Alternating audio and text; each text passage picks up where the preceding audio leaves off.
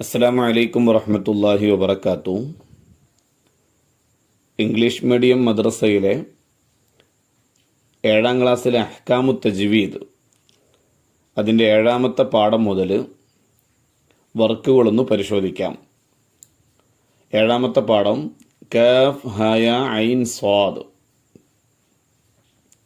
ഒന്നാമത്തെ വർക്ക് ചേരുംപടി ചേർക്കാനാണ്. 1 അൽ മദ്ദുൽ അസ്ലി ഡി ദാത്ത ലഹബ്. 2 മദ്ദുൽ ലാസിം സി ദാബത്തുൽ അർദ്. 3 മദ്ദുൽ ആരിദ് ഇ മിസ്കീൻ. 4 മദ്ദുൽ ലീൻ എ വസ്വൈഫ്. 5 മദ്ദുൽ മുത്തസിൽ ബി റിഹ്ലത്തശ്ശിതാ. വിട്ട ഭാഗം പൂരിപ്പിക്കാം. അൽ മദ്ദുൽ ലാസിം 3 അലിഫ് ഡേഷ് ഹർക്കത്ത് ദൈർഘ്യം വേണം. 6 ഹർക്കത്ത് ദൈർഘ്യം വേണം. 2 മദ്ദുൽ ആരിദ് ഡേഷ് വരെ നീട്ടലാണ് നല്ലത്. മദ്ദുൽ ആരിദ് 3 അലിഫ് വരെ നീട്ടലാണ് നല്ലത്. 3 മദ്ദുൽ ലീൻ ഡേഷ് മാത്രം നീട്ടലാണ് ഉത്തമം. 1 അലിഫ് മാത്രം നീട്ടലാണ് ഉത്തമം. അതിലെ ചോദ്യോത്തരങ്ങൾ നോക്കാം. മദ്ദുൽ ലാസിം എന്നാൽ എന്ത്? മദ്ദക്ഷരത്തിൻ്റെയോ ലീനക്ഷരമായ വാവ് യാ എന്നിവയുടെ ശേഷം അതേ കലിമത്തിൽ സ്ഥിരമായ സുക്കൂൻ വന്നാൽ മദ്ദുൽ ലാസിം എന്ന് പറയുന്നു. 2 മദ്ദുൽ ആരിദ് എന്നാൽ എന്ത്? വഖഫിന്റെ കാരണത്താൽ സുക്കൂൻ നൽകി മദ്ദക്ഷരത്തെ കൂടുതൽ നീട്ടുന്നതിനാണ് മദ്ദുൽ ആരിദ് എന്ന് പറയുന്നത്. 3 മദ്ദുൽ ലീൻ എന്നാൽ എന്ത്? ലീനക്ഷരത്തിന് ശേഷം ആരിദായ സുക്കൂൻ വന്നാൽ. 4 ലീനക്ഷരങ്ങൾ ഏവ ഫത്ഹിന് ശേഷം വരുന്ന വാവ് യാ എന്നിവയാണ്. 8ാമത്തെ പാഠം ഖദ് തബയ്യന റുഷ്ദു ഇദ്ഗാമിനെ കുറിച്ച് പറയുന്ന പാഠാണ്. നക്തുബു കമാ ഫിൽ മിസാൽ.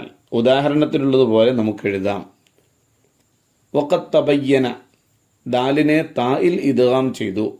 ശേഷം പറയുന്ന ഓരോ ഉദാഹരണങ്ങളും എന്തിൽ ഇദ്ഗാം ചെയ്തു എന്നാണ് എഴുതേണ്ടത്. 2 വദ്ദ ത്വാഇഫ തായിനെ ത്വായിൽ ഇദ്ഗാം ചെയ്തു. 3 ഇർകബ് മഅന ബാഇനെ മീമിൽ ഇദ്ഗാം ചെയ്തു. 4 അഫ്ബറത് ദഅവ അല്ലാഹ് തായിനെ ദായിൽ ഇദ്ഗാം ചെയ്തു. 5 ലഇം ബസത്ത തായിനെ തായിൽ ഇദ്ഗാം ചെയ്തു. 6 ഇദ്ദലമു ദാലിനെ ളായിൽ ഇദ്ഗാം ചെയ്തു. 7 യൽഹത് ദാലിക സായിനെ ദാലിൽ ഇദ്ഗാം ചെയ്തു. നുജീബു അതിലെ ചോദ്യോത്തരങ്ങൾ ശ്രദ്ധിക്കാം. ഇദ്ഗാം എന്നാൽ എന്ത്? ഒരക്ഷരത്തെ മറ്റൊരക്ഷരത്തിലേക്ക് ചേർത്ത് ശദ്ദ് ചെയ്ത് ഒരക്ഷരമായി ഉച്ചരിക്കുന്നതിനാണ് ഇദ്ഗാം എന്ന് പറയുന്നത്. 2 മുത്തമാസിലാനി എന്നാൽ എന്ത്? മഖ്റജും സിഫത്തും യോജിച്ച അക്ഷരങ്ങൾ. 3 മുത്തജാനിസാനി എന്നാൽ എന്ത്? മഖ്റജിൽ യോജിക്കുകയും സിഫത്തിൽ വ്യത്യാസമാവുകയും ചെയ്ത അക്ഷരങ്ങൾ. 4 മുത്തഖാരിബാനി എന്നാൽ എന്ത്? മഖ്റജ് അടുക്കുകയോ കൂടുതൽ സിഫത്തുകളിൽ യോജിക്കുകയോ ചെയ്യുന്ന അക്ഷരങ്ങൾ. മുത്തമാസിലാനിയിൽ ആദ്യാക്ഷരത്തെ ഇദ്ഗാം ചെയ്യില്ല എപ്പോൾ? മദ്ദക്ഷരമായാൽ. ആദ്യാക്ഷരം മദ്ദക്ഷരമായാൽ. 6 മുത്തജാനിസാനിയിൽ ആദ്യാക്ഷരത്തെ ഇദ്ഗാം ചെയ്യില്ല എപ്പോൾ? ഹൽഖിന്റെ അക്ഷരമായാൽ. 9ാമത്തെ പാഠം ഉസ്വത്തുൻ ഹസന. തൻവീനിന്റെയും സാക്കിനായ നൂന്റെയും നിയമങ്ങളെക്കുറിച്ച് പറയുന്ന പാഠാണ്. ചേരുംപടി ചേർക്കാം. ഇദ്ഗാമും ബിലാ ഗുന്ന സി കഅല്ലം. 2 ഇഖ്ലാബ് ഡി തകും ബൈനകും. 3 ഇദ്ഹാർ എ ഫൗസൻ അളീമ. 4 ഇഖ്ഫാ ഇ കുൻതു മഅഹും. 5 ഇദ്ഗാമും ബിഗുന്ന ബി ഫദ്ലും മിനല്ലാഹ്. നുജീബു അതിലെ ചോദ്യോത്തരങ്ങൾ നോക്കാം. 1 ഇദ്ഹാർ എന്നാൽ എന്ത്? സാക്കിനായ നൂനിന്റെയോ തൻവീനിന്റെയോ ശേഷം ഹംസ ഹ ഐന് ഖാ ഗൈന് ഇവയിൽ 1 വന്നാൽ നൂനിനെയും തൻവീനിനെയും വ്യക്തമാക്കി ഉച്ചരിക്കണം. ഇതിനാണ് ഇദ്ഹാർ എന്ന് പറയുന്നത്. 2 ഇദ്ഗാമും ബിഗുന്നയും ഇഖ്ഫാഉം തമ്മിൽ പാരായണത്തിലുള്ള വ്യത്യാസം എന്ത്? ഇദ്ഗാമും ബിഗുന്നയിൽ നൂനിന്റെയും തൻവീനിന്റെയും ശേഷമുള്ള അക്ഷരത്തെ ഷദ്ദോടുകൂടി ഉച്ചരിക്കണം. ഇഖ്ഫായിൽ ഷദ്ദ് വരാൻ പാടില്ല. 3 ഖിൻവാൻ എന്നതിലെ സുക്കൂനുള്ള നൂനിനെ ഇദ്ഗാമുൻ ബിഗുന്ന ചെയ്യാതിരിക്കാനുള്ള കാരണമെന്ത്? ഒരു പദത്തിലെ അവസാനത്തെ അക്ഷരവും അടുത്ത പദത്തിലെ ആദ്യാക്ഷരവും തമ്മിലെ ഇദ്ഗാമുൻ ബിഗുന്ന ചെയ്യൂ. 4. സാക്കിനായ നൂനിന്റെയും തെൻവീനിന്റെയും 5 നിയമങ്ങൾ ഏതെല്ലാം? ഉദാഹരണ സഹിതം എഴുതുക. 1. ഇദ്ഹാർ ഫൗസൻ അളീമ. 2. ഇദ്ഗാമുൻ ബിഗുന്ന ഫദ്ലും മിനല്ലാഹ്. 3. ഇദ്ഗാമുൻ ബിലാ ഗുന്ന കഅല്ലം. 4. ഇഖ്ഫാ മിൻ ഖബ്ലി. 5. ഇഖ്ലാബ് മിൻ ബഅദി. 10ാമത്തെ പാഠം ഇന്നഹു കാന തവ്വാബ. ഹാകളെ കുറിച്ച് പറയുന്ന പാഠാണ്. ഹ ഉൽ ലമീർ, ഹ ഉ തഅനീസ്, ഹ ഉ സക്ത. 3 ഹാഇനെ കുറിച്ച് പറയുന്ന പാഠാണ്. ആദ്യത്തെ വർക്ക് ചേരുംപടി ചേർക്കാനാണ്. ഹ ഉൽ ലമീർ സി, അദാബഹു അഹദ്. ഹ ഉ തഅനീസ് യ, മൽ ഖാരിഅ. 3 ഹ ഉ സക്ത ബി, ലം യതസന്ന. നുജീബ് ബി കലിമത്തിന് വാഹിദ. ഒറ്റ വാക്കിൽ ഉത്തരം എഴുതുക. 1. അവൻ അത് എന്നീ അർത്ഥമുള്ള ഹ ഏത്? ഹ ഉൽ ലമീർ. 2. പദങ്ങളെ മുഅന്നസാക്കാൻ ഉപയോഗിക്കുന്ന ഹാഇന്റെ പേരെന്ത്? ഹ ഉ തഅനീസ്. 3. ഹിസാബിയ എന്നതിൽ ഏത് ഹ ആണുള്ളത്? ഹ ഉ സക്ത്. ചോദ്യോത്തരങ്ങൾ നോക്കാം. 1. പ്രധാനമായും 3 തരത്തിൽ ഹ വരാറുണ്ട്. ഏതെല്ലാം? ഹ ഉൽ ലമീർ, ഹ ഉ തഅനീസ്, ഹ ഉ സക്ത. 2. ഹ ഉ തഅനീസ് താ ആയി ഉച്ചരിക്കണം എപ്പോൾ? ചേർത്തു വായിക്കുമ്പോൾ. 3. ഹ ഉ തഅനീസ് ഹ ആയി ഉച്ചരിക്കണം എപ്പോൾ? വഖഫ് ചെയ്യുമ്പോൾ. 4. ഹ ഉ സക്തിൽ പാരായണം ചെയ്യേണ്ടതെങ്ങനെ?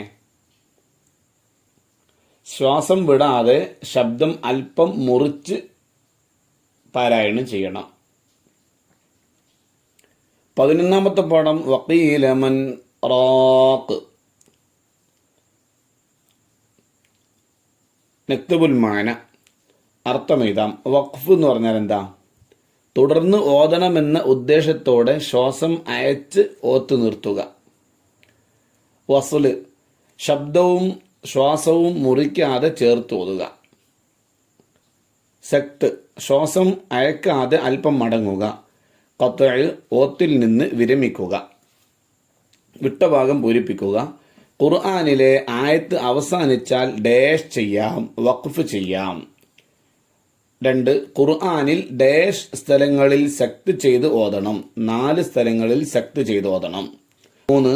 ആയത്തിന്റെ ഇടയിൽ അർത്ഥവും വാക്യവും ഡാഷ് നിർത്താം. പൂർത്തിയാകുന്നിടത്ത് നിർത്താം.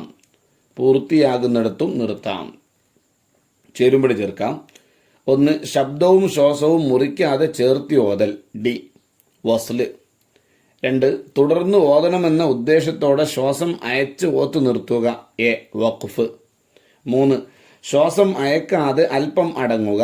ബി സക്ത്. 4. ഖുർആൻ പാരായണത്തിൽ നിന്ന് വിരമിക്കൽ. സി ഖത്അ്. നുജീബു അതിലെ ചോദ്യോത്തരങ്ങളൊന്ന് പരിശോധിക്കാം.